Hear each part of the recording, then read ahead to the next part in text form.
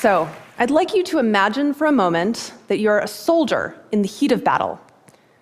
Maybe you're a Roman foot soldier, or a medieval archer, or maybe you're a Zulu warrior. Regardless of your time and place, there are some things that are constant.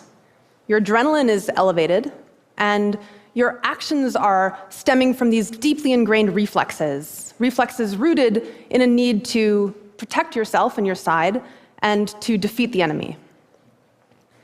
So now I'd like you to imagine playing a very different role, that of the scout.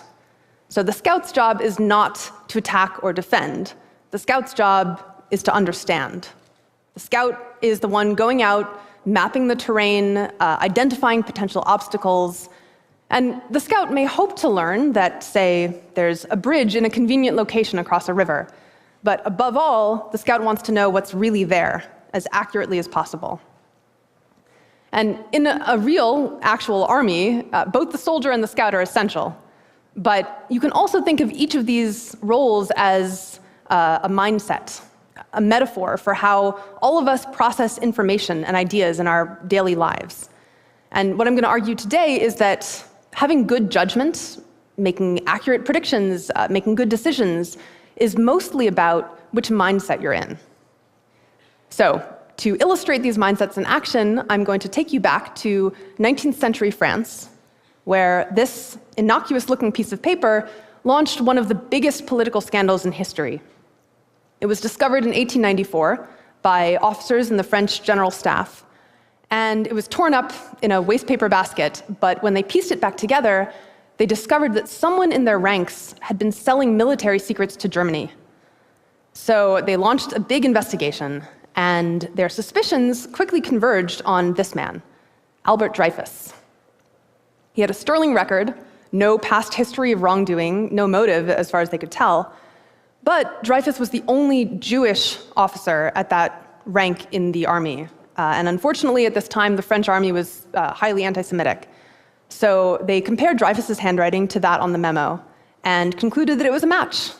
Even though outside professional handwriting experts were much less confident in the similarity, but never mind that. They went and searched Dreyfus's apartment, looking for any signs of espionage. They went through his files, and they didn't find anything. And this just convinced them more that Dreyfus was not only guilty, but sneaky as well, because clearly he had hidden all of the evidence before they had managed to get to it. Next, they went and looked through his personal history for any incriminating details. They talked to his teachers. They found that he had studied foreign languages in school, which clearly showed a desire to conspire with foreign governments later in life. His teachers also said that Dreyfus had a good memory. He's known for having a good memory, which was highly suspicious, right? Because a spy has to remember a lot of things. So the case went to trial, and Dreyfus was found guilty. And afterwards, they took him out into this public square and ritualistically tore his insignia from his uniform and broke his sword in two. This was called the degradation of Dreyfus. And they sentenced him to life imprisonment on the aptly named Devil's Island, which is this barren rock off the coast of South America.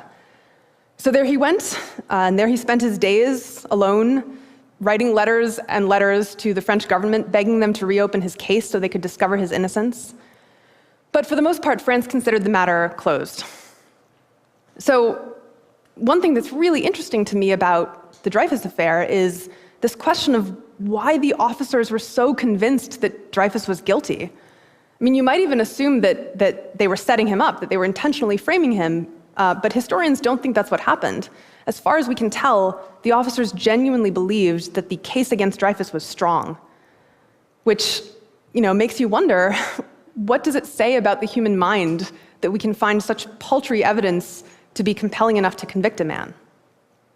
Well, this is a case of what scientists call motivated reasoning. It's this phenomenon in which our unconscious motivations, our desires and fears, shape the way we interpret information.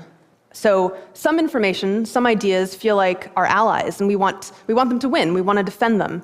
And other information or ideas are the enemy, and we want to shoot them down. So this is why I call motivated reasoning soldier mindset.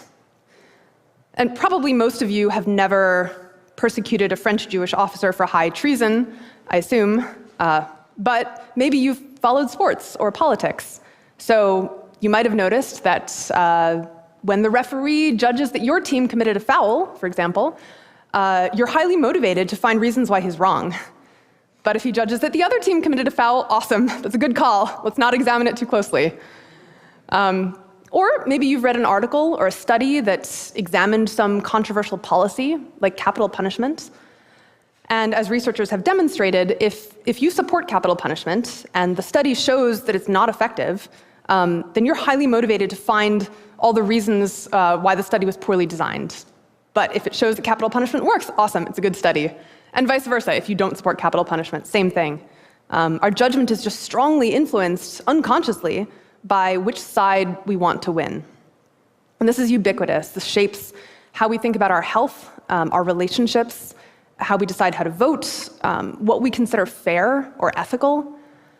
And what's most scary to me about motivated reasoning or soldier mindset is how unconscious it is. We can think we're being objective and fair-minded and still wind up ruining the life of an innocent man.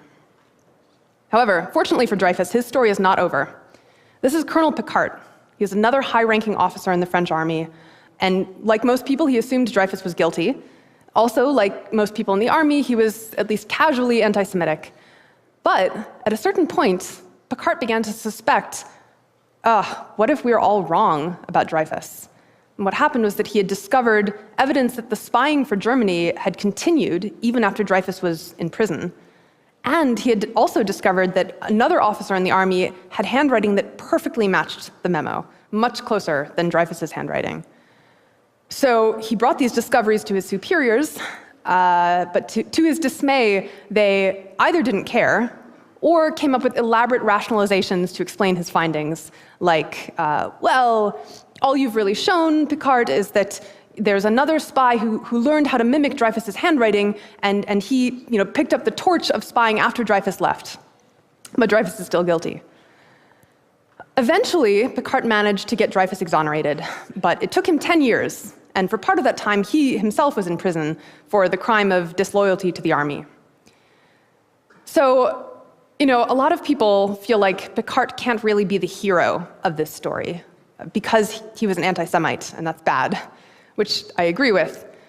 But personally, for me, the fact that Picquart was anti-Semitic actually makes his actions more admirable, because he had the same prejudices, the same reasons to be biased as his fellow officers, but his motivation to find the truth and uphold it just trumped all of that. So to me, Picquart is a poster child for what I call scout mindset. It's the drive not to make one idea win or another lose, but just to see what's really there as honestly and accurately as you can, even if it's not pretty or convenient or pleasant. And this mindset is what I'm personally passionate about, and what I've spent the last few years examining and trying to figure out what causes scout mindset. Why are some people, sometimes at least, able to cut through their own prejudices and biases and motivations and just try to see the facts and the evidence as objectively as they can? And the answer is emotional. So just as soldier mindset is rooted in emotions like defensiveness or tribalism, scout mindset is too. It's just rooted in different emotions. So for example, scouts are curious. They're more likely to say that they feel pleasure when they learn new information or an itch to solve a puzzle. They're more likely to feel intrigued when they encounter something that contradicts their expectations. Scouts also have different values. They're more likely to say that they think it's virtuous to test your own beliefs, and they're less likely to say that someone who changes his mind seems weak.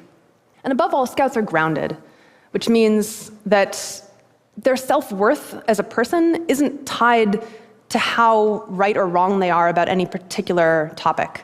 So, they can believe that capital punishment works, and if studies come out showing that it doesn't, they can say, looks like I might be wrong. Doesn't mean I'm bad or stupid, So these traits, this cluster of traits, is what researchers have found, and I've also found anecdotally, predicts good judgment. And the key takeaway I want to leave you with about those traits is that they're primarily not about how smart you are or about how much you know. In fact, they don't correlate very much with IQ at all. They're about how you feel. So there's a quote that I keep coming back to by Saint-Exupéry. He's the author of The Little Prince. And he said, if you want to build a ship, don't drum up your men to collect wood and give orders and distribute the work. Instead, teach them to yearn for the vast and endless sea. In other words, I claim, if we want to really improve our judgment as individuals and as societies, what we need most is not more instruction in logic or rhetoric or probability or economics, even though those things are quite valuable. But what we most need to use those principles well is scout mindset. We need to change the way we feel. We need to learn how to feel proud instead of ashamed when we notice we might have been wrong about something. We need to learn how to feel intrigued instead of defensive when we encounter some information that contradicts our beliefs. So the question I want to leave you with is, what do you most yearn for? Do you yearn to defend your own beliefs? Or do you yearn to see the world as clearly as you possibly can? Thank you.